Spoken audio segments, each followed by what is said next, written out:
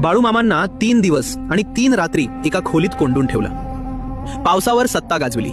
सलग 2 नाही 3 वर्ष त्या भागात पावसाचा एकही थेंब नव्हता.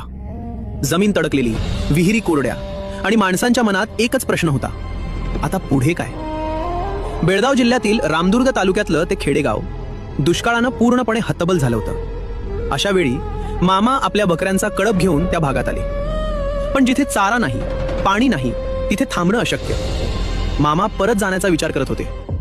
तेथील लोकांना मामा हे असामान्य सत्पुरुष आहेत याची जाणीव होती.